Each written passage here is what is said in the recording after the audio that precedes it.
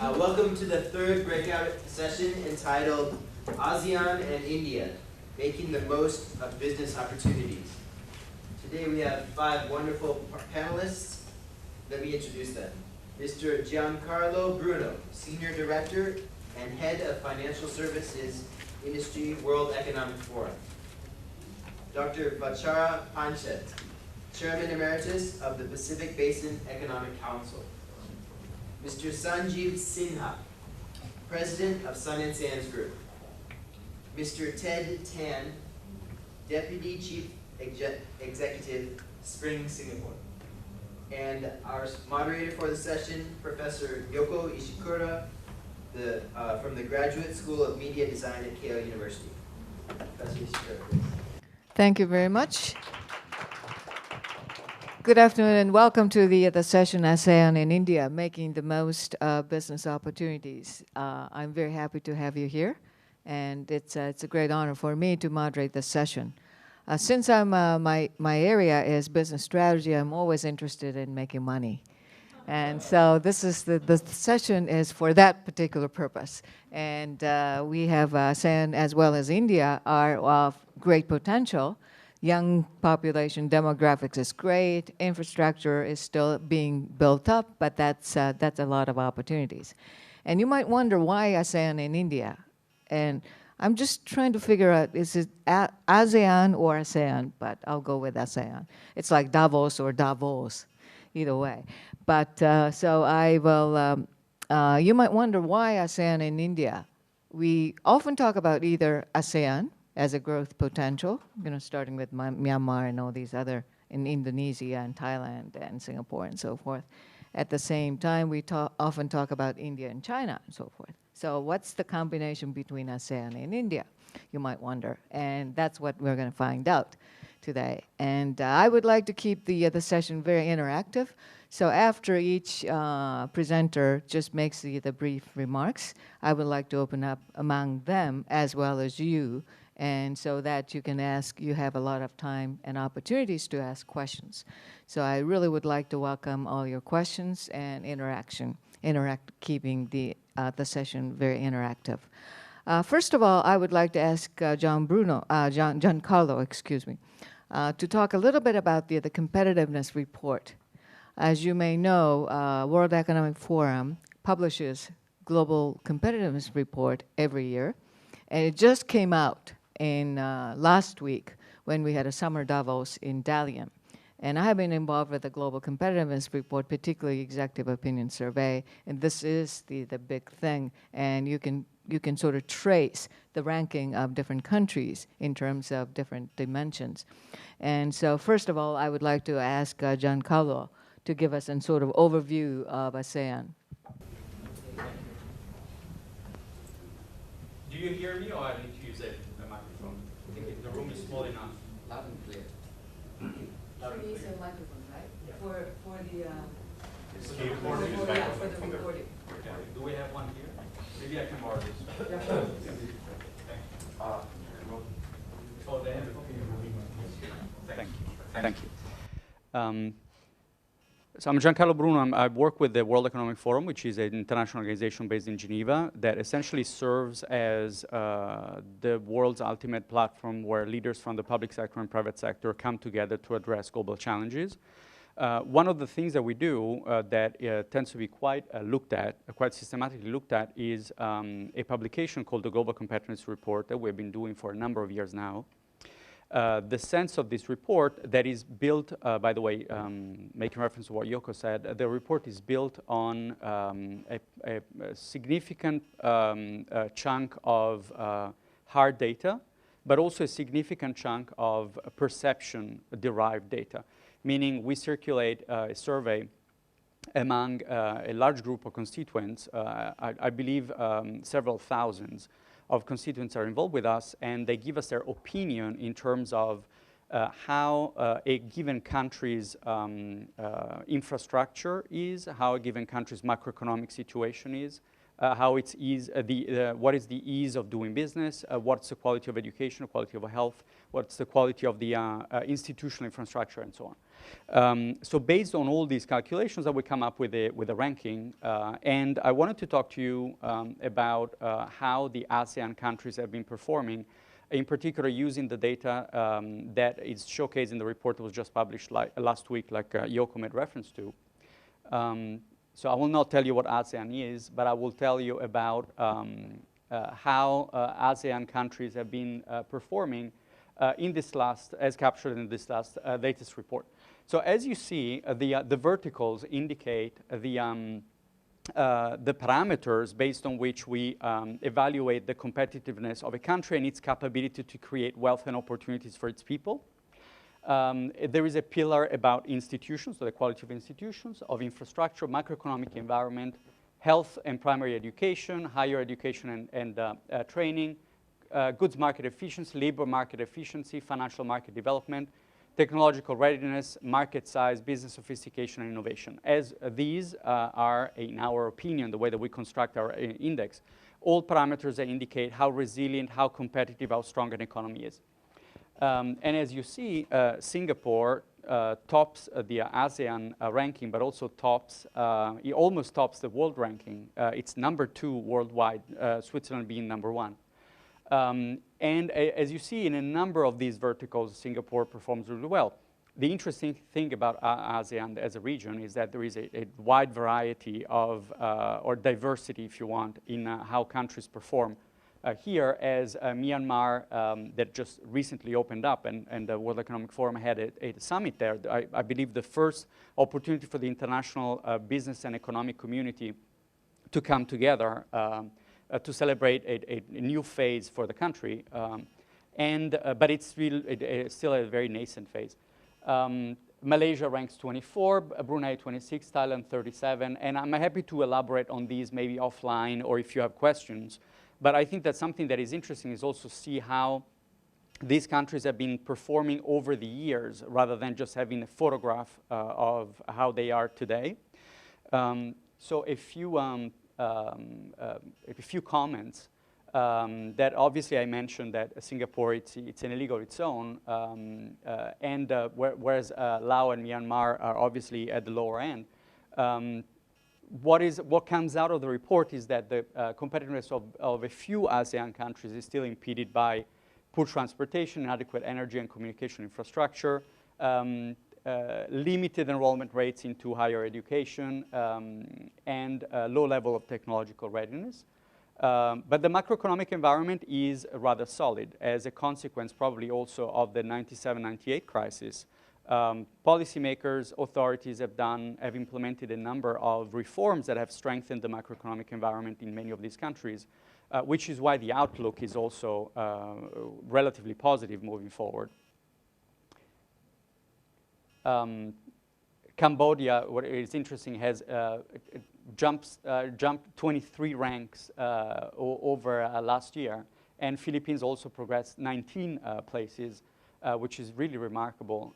Singapore has been improving steadily from number 8 to number 2, and consider that at that top level you have the US of the world, you have the Germanys, you have the Nordic countries, so really the strongest, the most competitive countries in the world.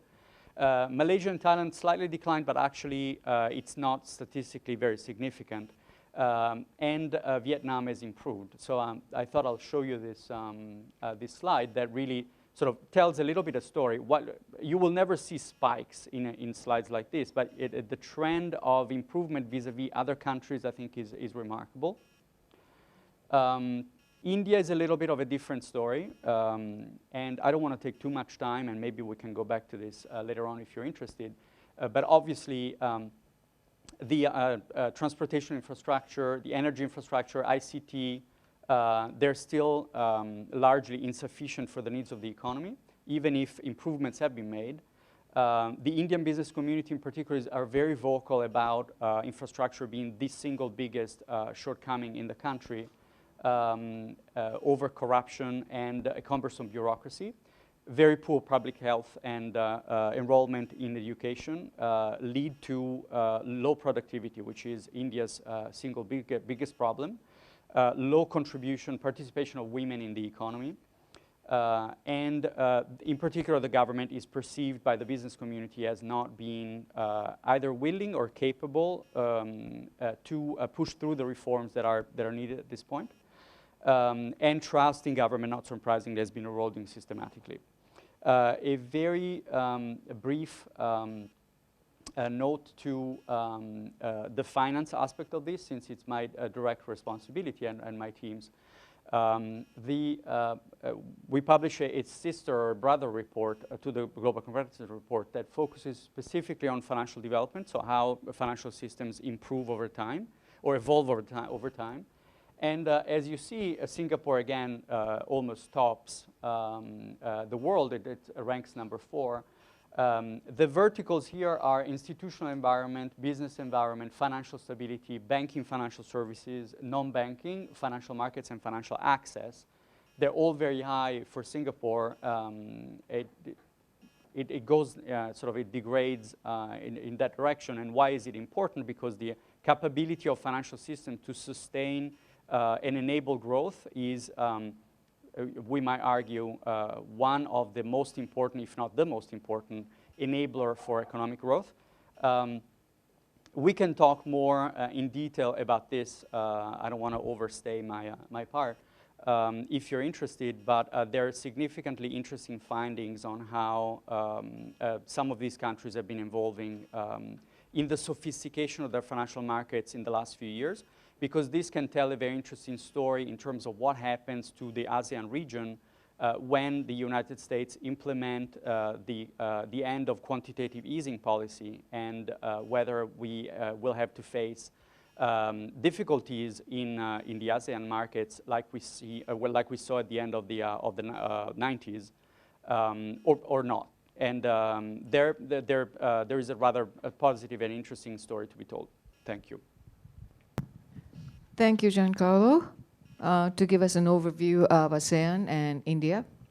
And let me just let me go to Sanjeev, because I think, as Giancarlo said, India has both good as well as sort of need for improvement, seems like. Demographically and all these other things, IT, so forth, India has a lot to offer, and yet infrastructure, and particularly the currency lately, is pretty volatile. So if we could just tell us what's really taking place in India for the business people, would appreciate it.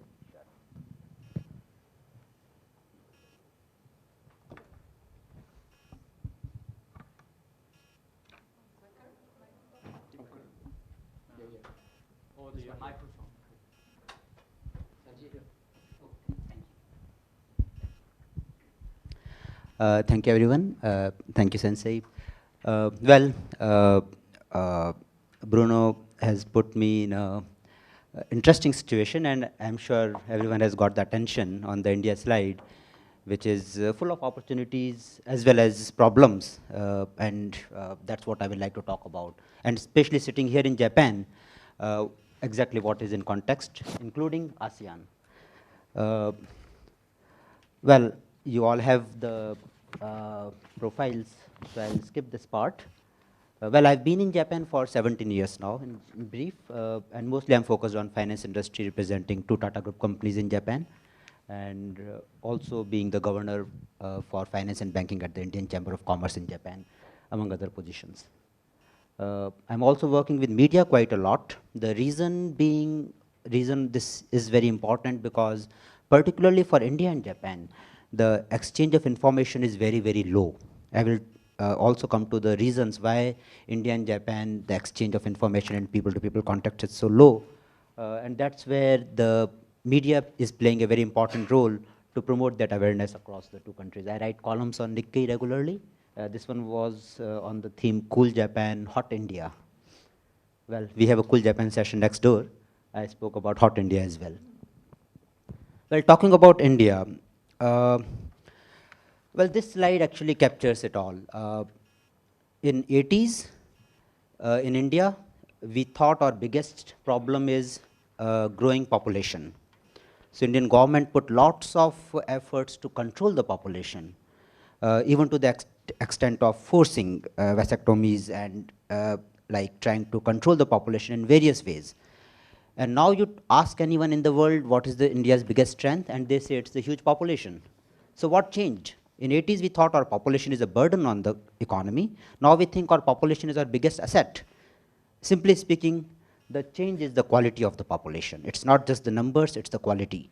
And the quality for population, of course, the most important parameter is education. And very basic education in the sense of literacy, to start with. India, when it got independent in 1947 and 1951, we had the first census. Our literacy rate was only 18%. And now it has come to 74%. My mother used to be a teacher at a small school near my town in a village. So I've seen it myself, how Indian people have got passionate about the education and how India has transformed in that sense. And that is what making a huge difference, because now the huge Indian population, which is also very young, they've got two things in hand. They can read and write, and they've got a mobile phone in hand. So they can do business, they can do communication using the mobile phones, and at the same time they can read and write, so they have a sense of organization, they have a sense of communication, they have a sense of business, entrepreneurship. So that's the strength of India coming from the grassroots. India also being a democracy, people have the freedom to contribute. India is also a free market economy. So this is what's driving India, primarily. This is the biggest strength. Now, it's difficult to see from the eyes because you can't see that education, you can't capture it in a picture, but that's the strength of India. Now, coming to the economy of India, so as I mentioned, it's driven by the grassroots. Consumer market is the biggest part. Our physical infrastructure is still largely lacking because of corruption, because of the lack of institutionalized efforts, because of difficult regulations like land acquisition, etc. But India is now moving to the privatization of infrastructure, and that's where the new opportunities are coming up, like Delhi-Mumbai Industrial Corridor and various other projects.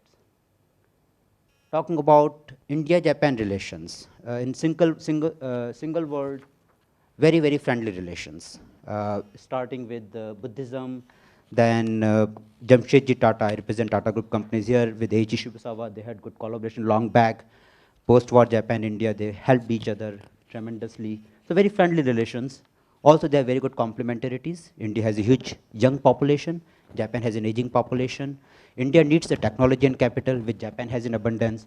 So very good complementarities. Also very good learning from each other. India is a very global country, while Japan is a very domestic country. So there are good partnerships possible in that sense as well. Leading to lots of strategic initiatives.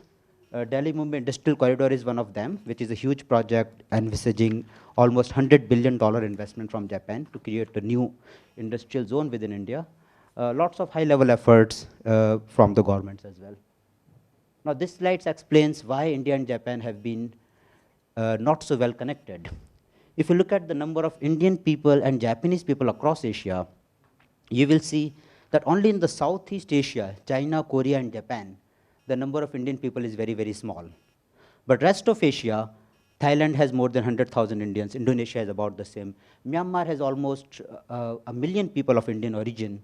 Philippines, Singapore has almost 10% of the population of Indian origin. So Indians are very well connected across Asia and rest of the world. Even in US, Indians, there are 3 million Indians, people of Indian origin in the US. If you look at India's relations with particular Asian countries, I mentioned this picture is with the Deputy Prime Minister of Singapore, who is of Indian origin, 10% people of Singapore being of Indian origin. So there is a strong connectivity between Singapore and India. Various countries, Bay of Bengal, of course, rest of Asia is very close to India. Lots of connectivity with India for historical reason. Look at SAARC, which is pretty much called Indian subcontinent. Of course, there is very strong connectivity with India as well. If you look at Japan, this is how I look at Japan. Japan has a very strong technology and capital footprint across Asia. Japan has invested in both sense across the Asia, but what Japan lacks is the people-to-people contacts. That's what India offers. So this is my suggestion. We are seeing it happening in bits and pieces, that Japan provides the capital and technology, as Japan is doing already. India can provide the global human resource because India has a very strong global connectivity, and India is also a very diverse country, a country which is used to different cultures. So Indians can adapt to the global businesses very easily. So there's a very strong collaboration opportunity. This is one project already happening, Mekong India Industrial Corridor, where Japan is providing the capital and technology, connecting the Mekong region to India. We can see many such projects happening, and that's in conclusion that India and Japan can particularly work across with Asia for a strong collaboration, including in India. Thank you. Thank you very much to give us an overview of India and particularly the relationship with Japan. Let me go to Singapore and Mr. Tan, Ted Tan, Deputy Chief Executive, Spring Singapore, to give us good stories about Singapore. Thank you, Chair. First of all, I'd like to thank Robis for inviting me to join the panel session here, and my heartiest congratulations to Japan for winning the bid for the Olympics 2020. I'd like to share a little bit of perspective on the business opportunities in ASEAN and India for Japanese companies. And just a little bit about Spring Singapore. We are a government agency under the Ministry of Trade and Industry that look after small and medium enterprises. So together with EDB, and Economic Development Board, and International Enterprise Singapore, who are my colleagues here, we are actually at JETRO in Japan. Today, Asia is the fastest growing economic region in the world, with an average growth rate of about 6%. And the ADB predicts that Asia will double its share of the global GDP to 52% by 2050. And this growth will be spearheaded by key economies like China, India, Japan, as well as Indonesia. There's very strong domestic demand growth and the rise of a very vibrant middle class, and this will be the key drivers behind Asia's growth. In Asia, we estimate about 3.2 billion people will move into middle class by 2030, and this is about 64% of the entire global middle class and account for over 40% of its consumption. I think Sanjeev already said a little bit about India, and I would like to say that India has enjoyed phenomenal growth, the average about 8% over the past 10 years, and the current lack of infrastructure, actually, if you look at it, is a double-edged sword. It actually presents opportunities for public healthcare, logistics, as well as other opportunities. And today, India's economy is amongst the top 10 largest in the world, with GDP of more than $1.8 trillion. Japanese businesses are turning their attention to South Asia, signing a number of deals in recent months to purchase insurance firms, banks, as well as factories. Showa, for example, a Japan-based precision parts maker that supplies to Toyota Motor Corp and Nintendo, opted for a site in Bangkok over China for its first overseas factory. And Japanese investments in South Asia also jumped about 55% in the first 6 months of 2013 from the year before to US 10.29 billion, according to JETRO. Prime Minister Shinzo Abe, in a speech in Singapore in July, mentioned that ASEAN and Japan are twin engines, and ASEAN will play an enormously important role for the Japanese economy. And we're happy to see many Japanese companies looking to South Asia and looking at partnering also with Singapore companies to go into South Asian region together. Just a few slides on a few countries here. Last month, Honda Motor Company started building a new $550 million factory in Thailand. They set to boost its output capacity by 50%. And it also announced in July they will spend $230 million to build a new engine plant in Indonesia.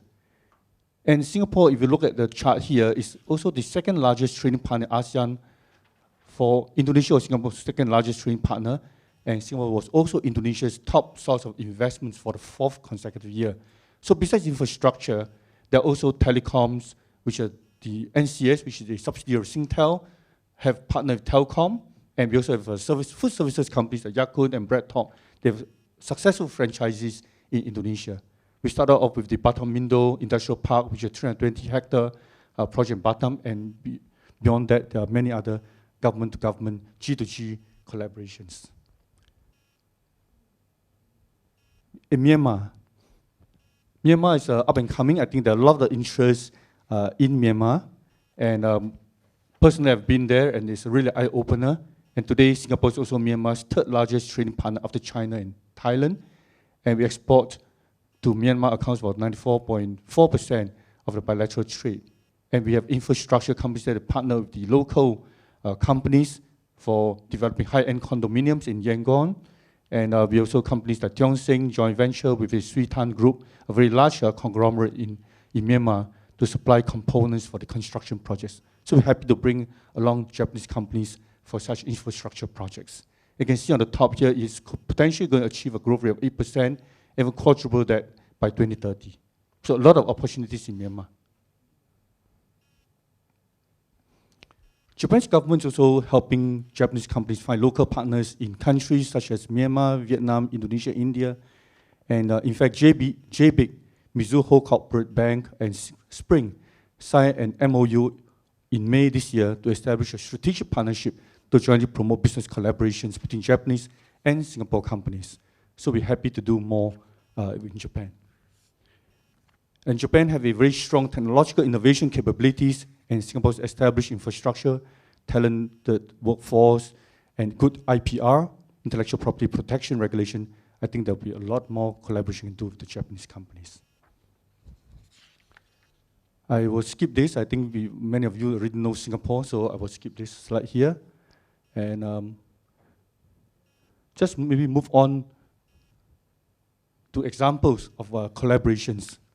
So HyFlux, Hitachi, and Itochu in March 2012 formed a consortium to develop Asia's largest seawater desalination plant in the Delhi Special Economic Zone in Gujarat, India. This is a $600 million facility under the Delhi-Mumbai Industrial Corridor. And the partnership really, as Sanjeev mentioned earlier, is a Japan-Singapore-India partnership, and I think we can see more of that. Likewise, for Ascendus, Mizuho Corporate Bank, and JGC, again, a world-class integrated township in Chennai, and again, the township is a key market entry platform for Japanese companies, and through the partnership, they share knowledge, experience, as well as project financing technologies together. Just one more example here. Sembcorp, in 2012, Sembcorp, which is a very large conglomerate in Singapore, collaborated with Mitsubishi in South Asia, and Sembcorp's experience in urban and industrial park development also well complemented by Mitsubishi's expertise in residential logistics as well as other retail properties development. And they are also partner in the Vietnam-Singapore Industrial Park project. And just now to something less of an infrastructure, but in the lifestyle area, Wing Tai, as a fast retailing, also entered a joint venture with Wing Tai in Singapore. And Uniqlo, Singapore was the fourth base in Asia for Uniqlo after their success in China, Hong Kong, and South Korea. And today there are more than 40 Uniqlo stores in the South Asia region. So just to conclude, this is our office building for Spring Singapore, and it is actually part of the MTI, or Ministry of Trade and Industry.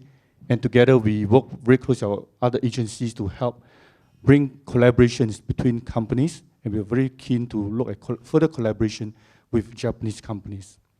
And just a little bit of a closing. You may be familiar with the F1 this weekend, coming weekend. So it's not all about business, but also fun things that we do in Singapore. I started in 2008 and attracted about 240,000 attendees over a 3-day period. And this is something which also attracted a lot of talents, a lot of people who would like to do business in Singapore. And last but not least, I leave behind in the printout also my email contacts in case you're interested to have further discussions. Thank you very much. Thank you very much. Last but not least, let me go to Dr. Vachara, who is from Thai, and he's the first Thai chairman of the PBAC, to give us a little bit of a Thailand perspective. Thank you, Professor. I think you all agree after the three presentations that ASEAN and India are must for Japan and vice versa. So I will not give that detail because we all agree. Since the morning, as I have mentioned a little bit, I think the fourth arrow for Abe might be Olympics, but that is just one thing. But I think we all agree that it's education and sustainability. I think the ASEAN and India are moving forward in that direction. First of all, I think Japan has been and always be very important, most important partners of ASEAN. And that history dates back for hundreds of years. In Thailand case, 600 years. And And we have 1,800 Japanese companies in Thailand. I'm sure several thousands in ASEAN. Needless to say, it has been a very good experience. I myself, having a partnership with the Japanese major companies for the past 40 years, namely Mitsubishi Motors, we have been partnered with them, and then that's why this is the first time in the last maybe 4 decades that I see something really changing. The Japanese culture have harmony and also have the kind of a co-approval together. You don't try to break the rules. And sometime in this time of the year, maybe a good change, well-controlled risk change might be in order. So a compliment to the government that they've been taking risks, and then it went well.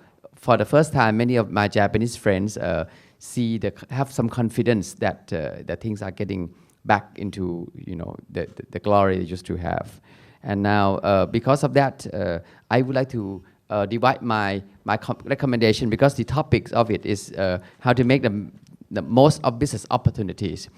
I think the business, of course, contains companies and business sectors, but that cannot be possible except when we have the the level of 3 levels that can be achieved altogether.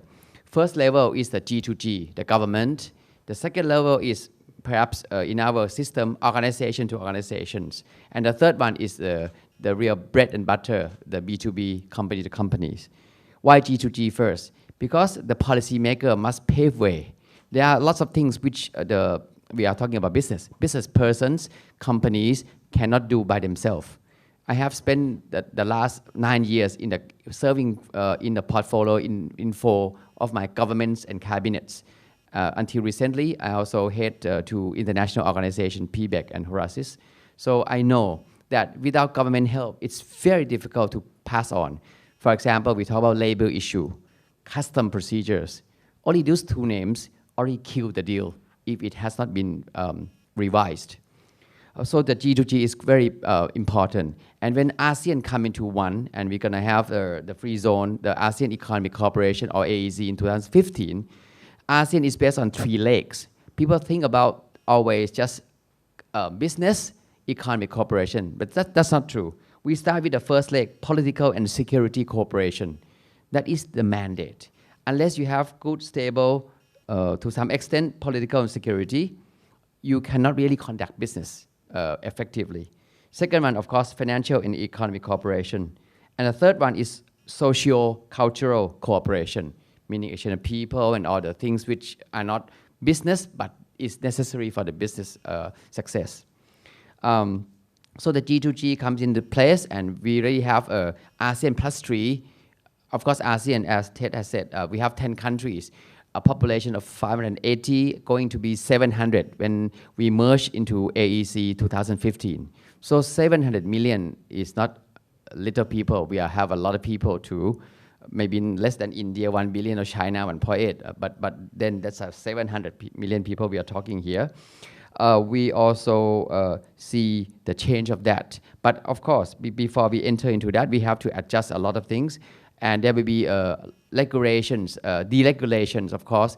6,000 items of import duty will be abandoned, abolished, and there will be lots of cooperation. 7 professions for the least will get free ticket to work anywhere. For example, engineers, architects, people like that, dentists. They also can move from country to country among ASEANs. Of course, there are still minor adjustment of local regulations and rules to be, but you can start to see the move of people. In my view, before you move things, there are 5 levels of the dimensions you can move and you do the business. The easiest one is product, then service, then investment, then capital, and the last one is human. Product and service, the first 2 are the easiest to do because you just simply import, export, sell and buy product. Service may be a bit more difficult, but in the same nature because it's you don't have to establish anything over there.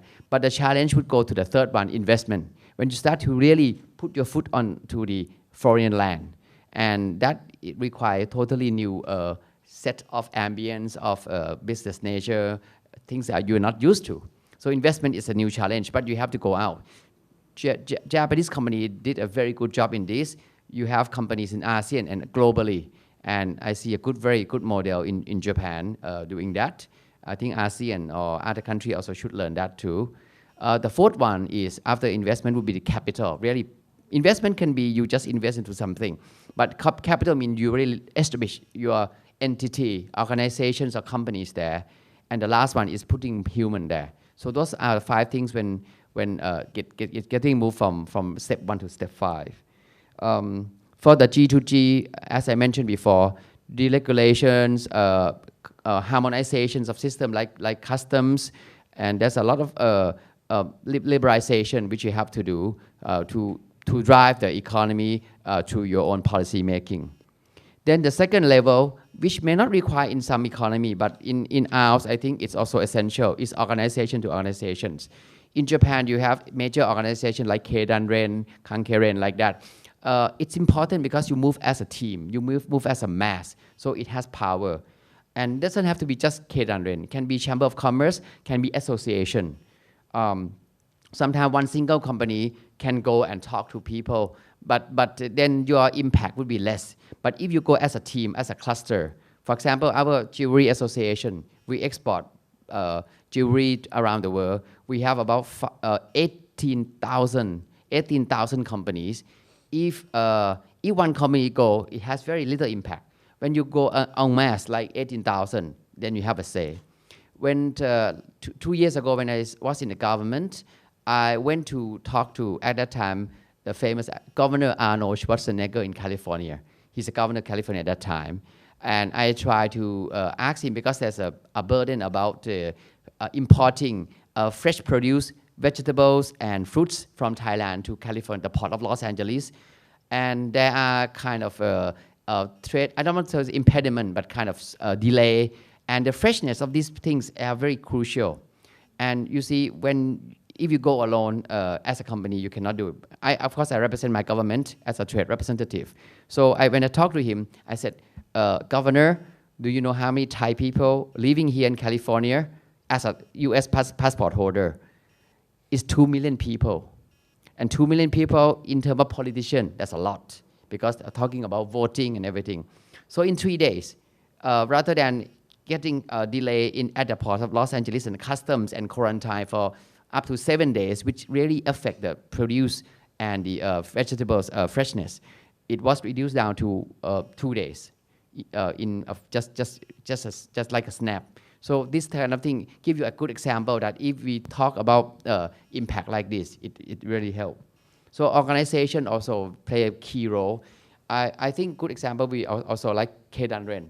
When we did have a annual meeting, review all the topics, Keidanren also help in terms of putting things into places. And when they talk to the Japanese government, it's much better than having one single company talking to the government like that. And I see also good example like the organization I share. Also, we play the role in APEC. And also, if we go just one country or one member, also it doesn't give us a strong lead for that. Dr. Vachara, since I would like to spend some more time with Q&A, if you could just wrap up. Yes, of course. Yes. The last one is the most, actually the B&B is the companies, which I see a lot of cooperation already. My comments for the B2B would be, I think Japan has changed a lot. Not only G2G, but we see more of the new technology or newly leaded companies. I would love to see it. Italy would be a good example. 75% of their GDP come from SME and personal owned company. Japan may work more in the major companies, but it would be great to see more entrepreneurship in Japan. That would be very helpful in decision making. Thank you. Thank you very much. Now we have a sort of an overview of ASEAN and India, and also the little bit detailed view of the 3 different countries and ASEAN as a whole. What I would like to ask each one of the panelists is that I have been sort of advocating this idea of go to the place where there's a lot of opportunities, particularly for the young people. And my question to all of you is that, are these, your country or the ASEAN, any one of the ASEAN market, good place for young entrepreneurs to go to start business?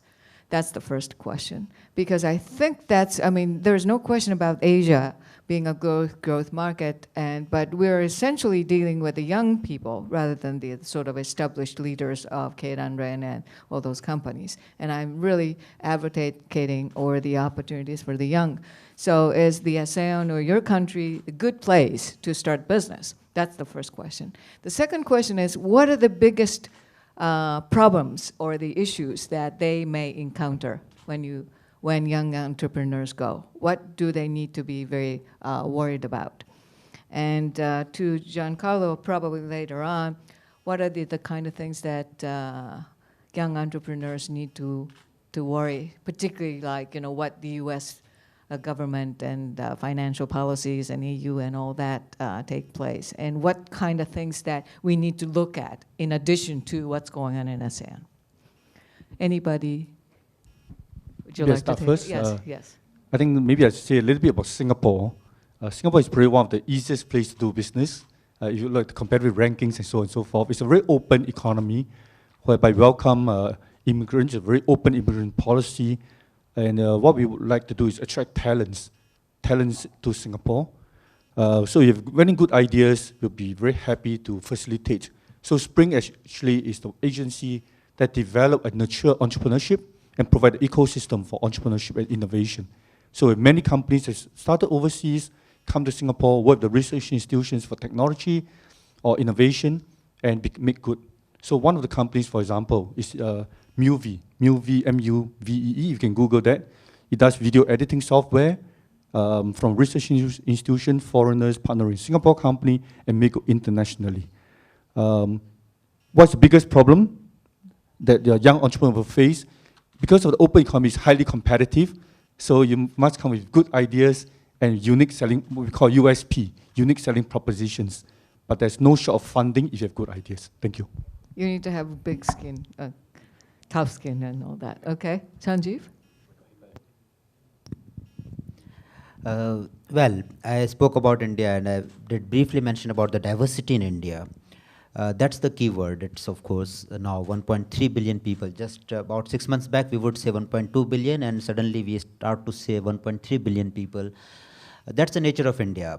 Information is not easy to come by. It's a diverse country. It's a huge country. So you have to look upon India in pockets. There are states in India which are very, very business friendly. There are states in India which are even difficult for Indians to do business in. So you have to choose the place you want to go. India is very young population particularly. So I am already seeing lots of young Japanese friends particularly going to India. They have the energy and they enjoy India. Of course, India has got its infrastructural difficulties, so it's not always very convenient to work in, and that's what requires a lot of energy. That's what particularly the youth have. So I'm seeing lots of youth from Japan as well as rest of the world coming to India. How do you select a good location? I mean, you mentioned some areas are good, other areas are not that friendly, even to Indians. So how do you select the good places? Is there any way?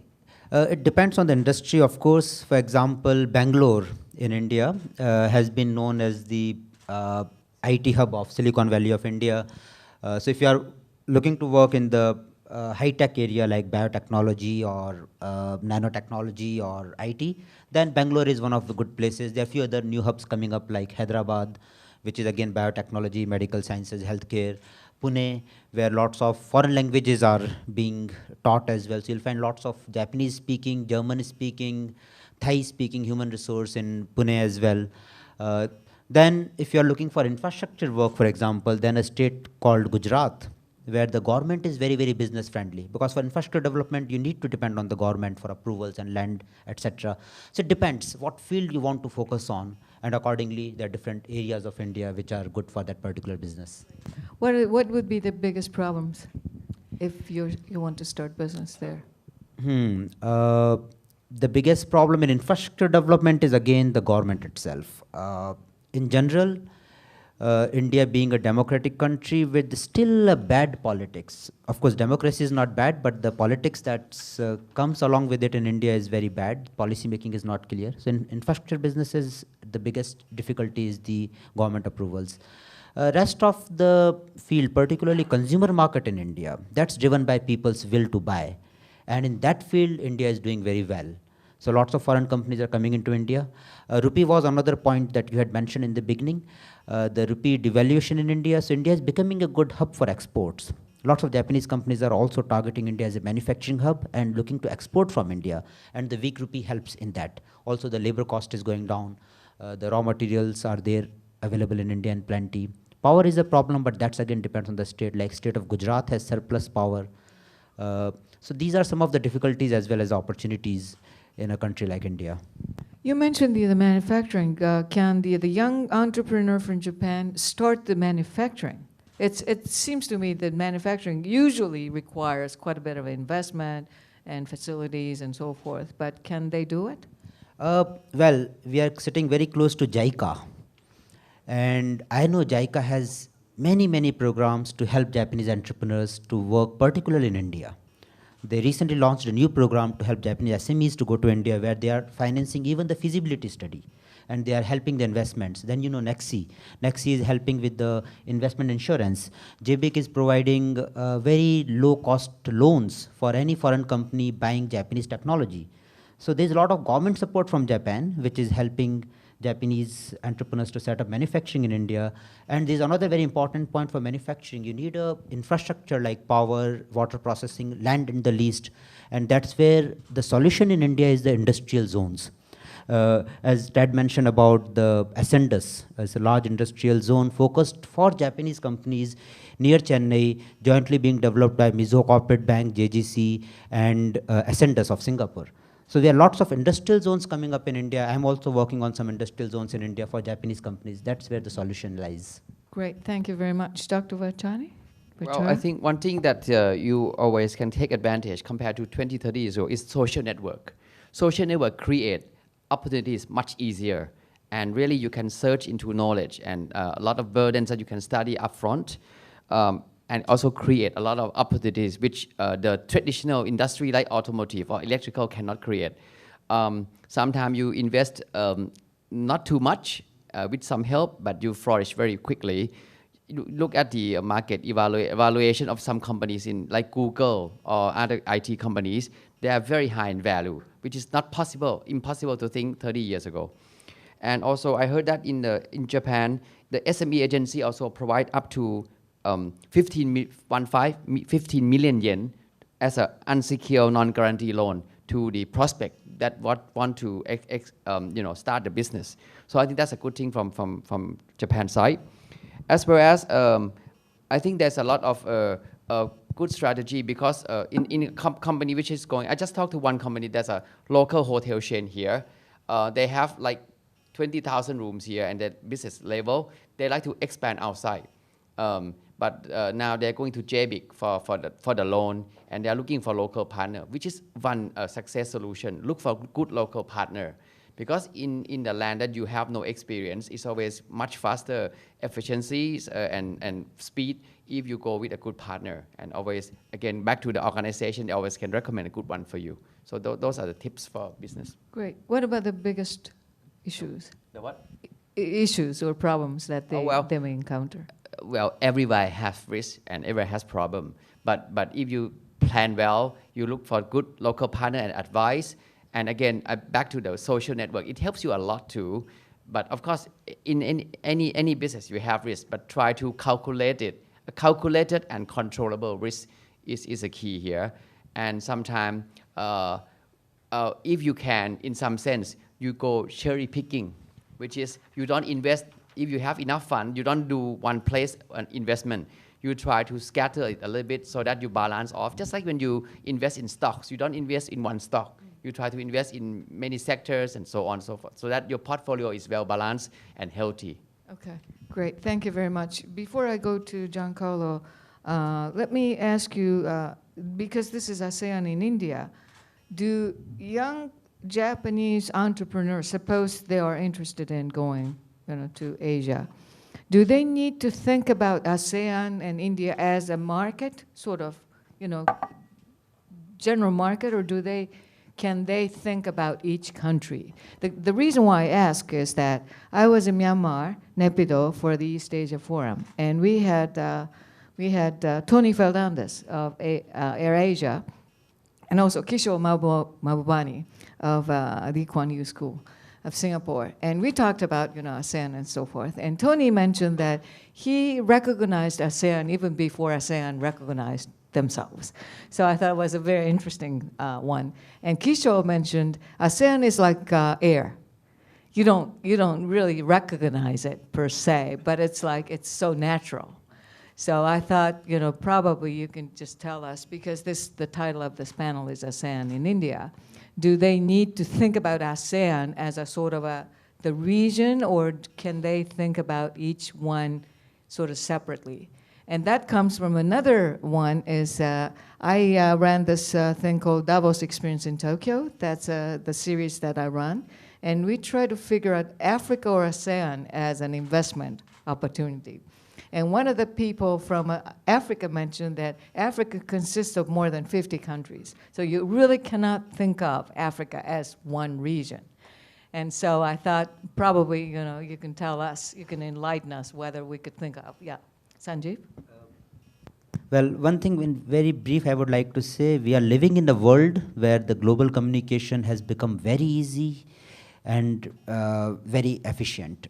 Just 20 years back, you didn't have Skype. You couldn't do a video conference with someone sitting in Vietnam, Thailand, Singapore, India, Japan. Now you can do it free of cost, any time of the day. So that's the new opportunity in the multilateral collaboration, which didn't exist so much just 10 years back. And those are the opportunities one must tap into now. So one should look at many countries as a region and work across the cross-border opportunities. Okay. Professor, thanks for your comments about Kishore Mahbubani and so on. I think for Singapore, because of the small domestic market, we look at ASEAN as a natural hinterland and natural market to go to. So I would say it's porous, because you don't see that as one block that you find difficult to enter. It's fairly porous. Actually, when you go to Indonesia, you think of Malaysia. You go to Malaysia, you think of Thailand, and so on and so forth. So it's quite natural. But I think one important point is about AEC, ASEAN Economic Community 2015, where to break down the barriers, encourage free flow of talents, goods, and services.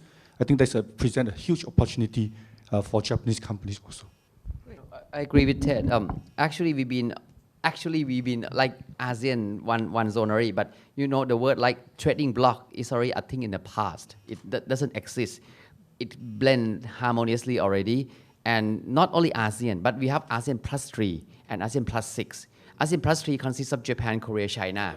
So every time when we have the meeting of ASEAN summit, always the 3 countries also involved. And ASEAN plus 6 adding India, Australia, and New Zealand in. So when we go out into like a team, we go ASEAN plus 3 and plus 6 too. So like, for example, Japan has been involved in all the meetings that is always here. And in the past, United States never participated. Now Obama came every time. And doesn't that speak for something? So it's always there. It just need, like official ribbon cutting comes the end of 2015. But that is been, going along for some time already. Okay, great. Thank you very much. I think we have heard enough from the ASEAN side of it. So let's find out what's the U.S. or the rest of the world thinks of ASEAN, particularly for the quantum easing, things like that, which is going to have quite a bit of an impact on what's the potential. The consideration that I've been thinking about is that when I've been looking at all these success stories, which are remarkable, our competitiveness report tells a part of this story. The panelists told a lot of very interesting stories. I agree very much with Sanjeev that in the world in which we live now, that is essentially, we say, hyper-connected. It is incredibly easier to have cross-border business-to-business dealings, but also governments have witnessed with their intensified relations, they're really, not only in this region, but in many other regions, how the model of going country by country is not the way of the future. So in that sense, there are many reasons to be optimistic. The one question that I wanted to raise today was obviously you're all aware of the fact that the Federal Reserve in the United States has been issuing important amounts of liquidity in the system to support economic growth in the US that has indirectly benefited a number of other countries, including this region.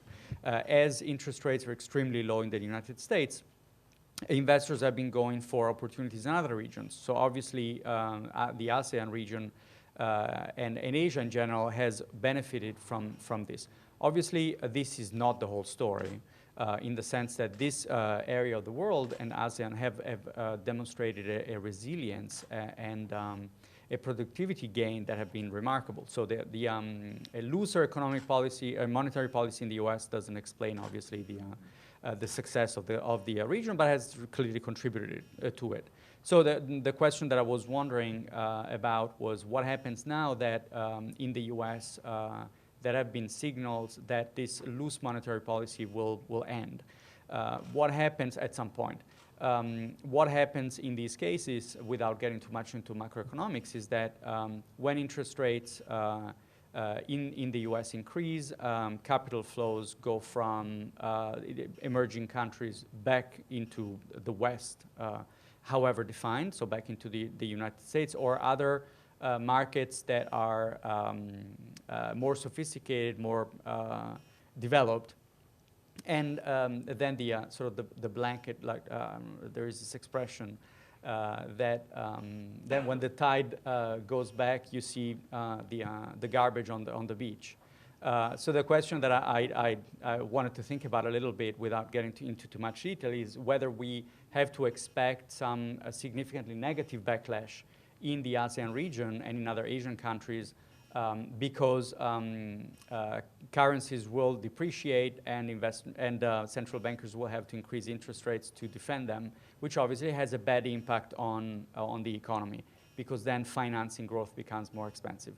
The good news is that, so some of this will happen, and the ease of access to financial resources might not be, and capital flows might not be as easy as it has been so far. The good news is that it's unlikely that the region will be impacted as severely as it was in the 97-98 crisis, because meanwhile, the countries have important reserves. They have much better current account surpluses. They've been doing much better in general as macroeconomic fundamentals. So in that sense, they can stand on their own legs in a way. They rely less on dollar-denominated bonds. Companies based in this region can find financing, which is probably going to be a bit more expensive, but financing will still be around because, as I mentioned, for these important reasons of inherent resilience. So I think that what happens in the U.S. will have an impact, but not as severe as it has been in previous cases. Great, thank you very much. Thanks for being patient. I will now open up to the floor. So if you have questions, please raise your hand, identify yourself. I think the microphone will come to you, so please identify yourself and tell us which panelist you would like to ask. If you could keep your question rather short, I would appreciate it. Yes, let me try to make it short. This is Takuma Maeda from IMS Consulting Group. I have a question. Looking at the competitiveness index, the Swiss comes the first and Singapore comes second. I think the index is not weighted with population, the size of population. So, but from the management point of view, probably Swiss and Singapore would be a good place to get settled in, like, putting headquarters there. So the first thought would be, okay, let's go to Singapore and settle in and put headquarters there. And then what you need to do is the size of the population in Singapore is so small, so you need to look at other countries to, achieve economies of scale. And then Indonesia, India, Thailand. But next problem will be, it's very difficult to manage the diversity of this area, different ethnicities, different government regulations, and I'd like to know how would you recommend us to manage this kind of complexity?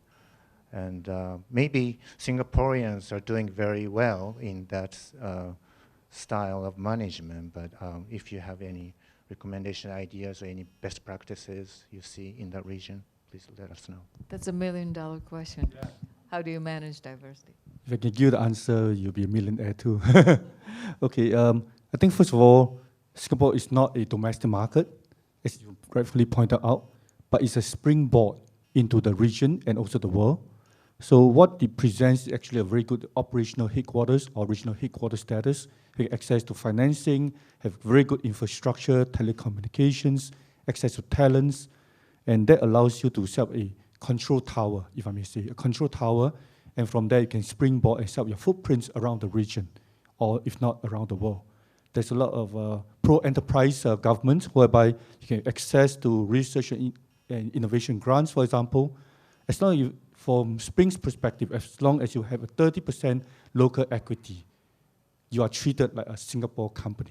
You can access everything that we have in the incentives and grants. So the key is to partner with a good local Singapore partner, and then with at least a 30% local equity to a Singapore partner, you are treated like a local company. I think I see a lot of ladies here too. There's also gender equality.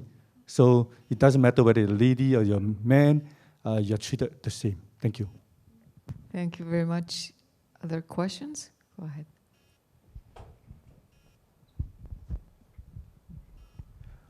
I'm Gary Goto from Kenko.com.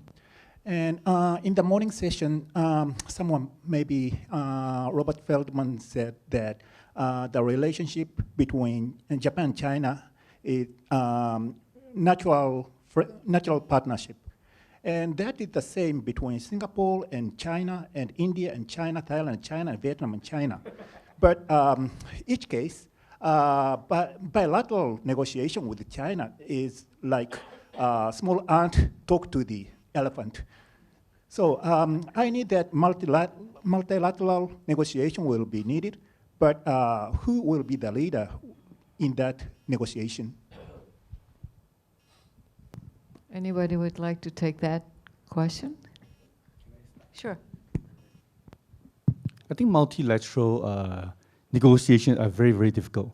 So Singapore, as our ex-foreign minister, George Yeo, said, we are very promiscuous. So we sleep with everybody. We have bilateral relations with different countries. And that's how you start off. And it's easier to have a start of bilateral, and then from there you find the common grounds, and then you negotiate the multilateral. And that's the reason why we also have bilateral with different countries in the Asia region. So I'll say it's not easy to do a multilateral because a lot of times in APEC, in ASEAN, it's consensus. It's going to be quite difficult. But that's how the bilateral will start off first. And because of the close relationships with China, we have very good partner, and many Japanese companies are actually using Singapore as an entry into China. Yeah. And thanks, Goto-san. I think Kenko have a setup in Singapore also. Thank you very much. You can ask him about his experience. Thank you. Other questions? Go ahead. Gentleman there.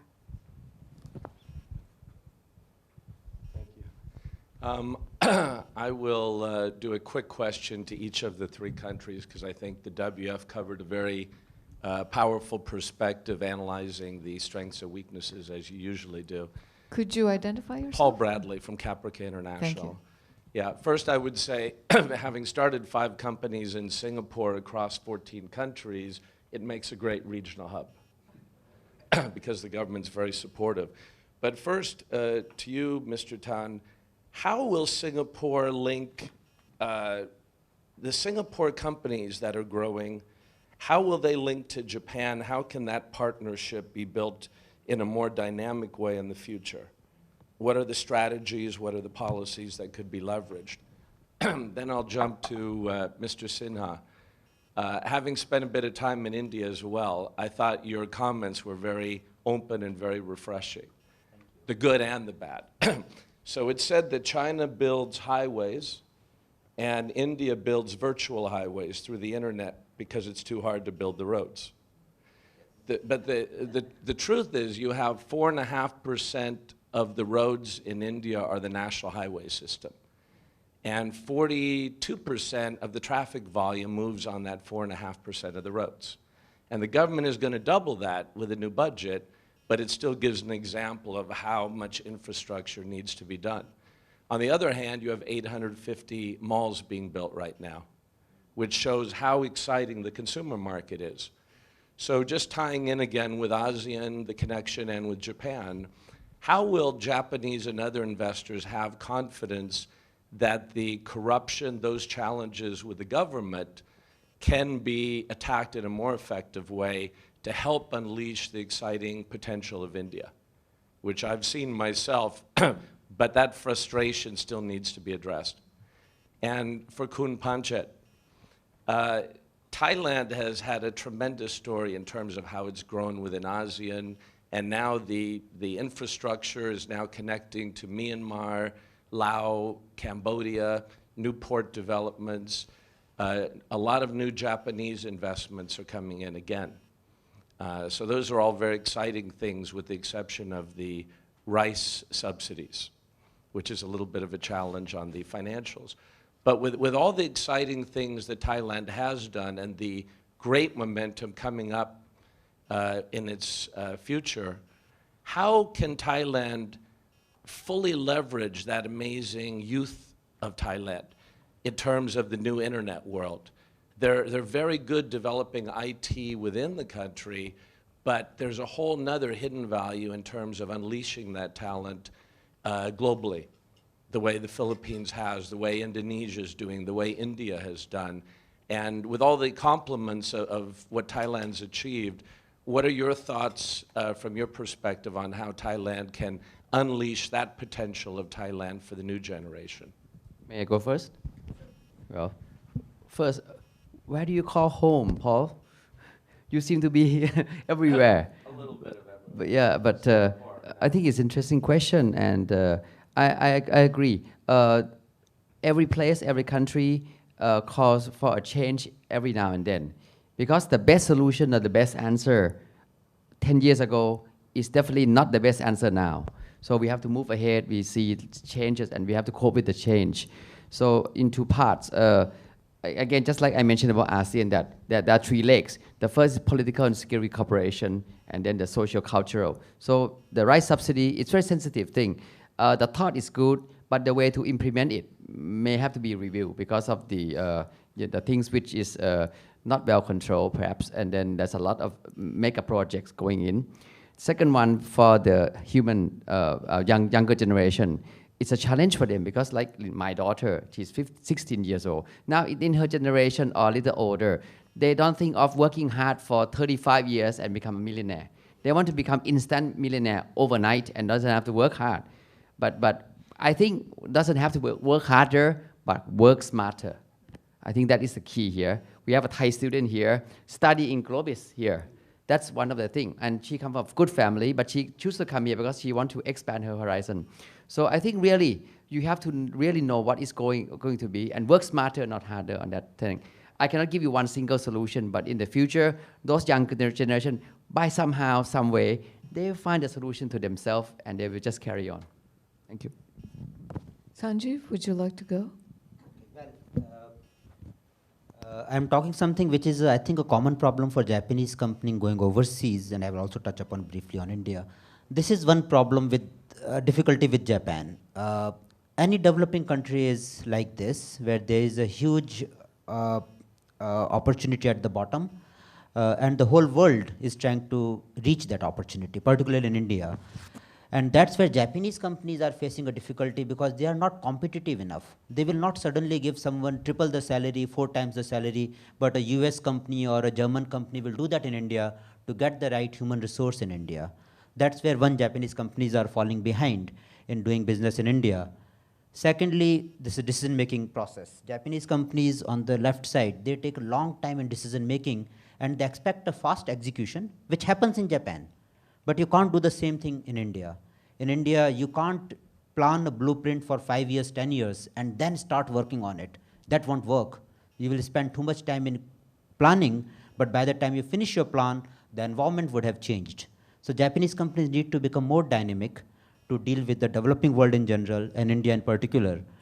But this is the point that they have to keep in mind. It's a huge economic opportunity. You may start with one particular plan. Your plan, you may have to improvise because of difficulties or because of changes in the environment, but because economic opportunity is huge, there's a very good chance that you will hit something profitable and get good returns. In India's case, in infrastructure particularly, the solution is good collaboration and industrial zones. India as a whole is too complex and difficult, but you have to identify the right regions, like Delhi-Mumbai Industrial Corridor. That whole region which goes from Delhi, Rajasthan, Gujarat, Maharashtra, and 2 other states, this whole area has been envisaged as a Japanese collaboration industrial zone where the land acquisition has been almost completed for the dedicated freight corridor, railways, industrial townships, etc. So you need to work in an organized environment in India where industrial zones and industrial corridors. There's another one, Bangalore-Chennai Industrial Corridor in the South India. This is where Japanese companies should work in India for the infrastructure development. For the consumer market, India is open. The FDI in retail has been allowed now. So Japanese companies need to find a good partner in India who has got the good distribution and marketing expertise. That's the way forward. Yeah, just a quick one on Singapore. I think it's quite easy to do business with Singapore. You have your JETRO, whom we work very closely with. We also have our colleagues, for example, Mr. Goh here, who's based in Tokyo.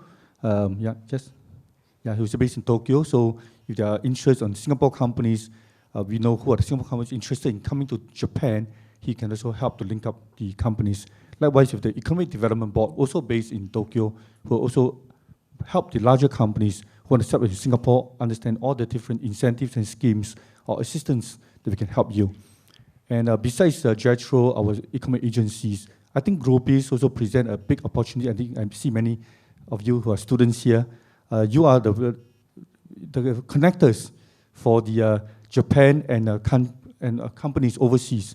So I think I will talk to Horizon to see how can we leverage also on the GrowBiz network of companies that you are belonging to or you are working with to see how can you become the connector also between Japan and Singapore. Thank you. Thank you very much. Yes.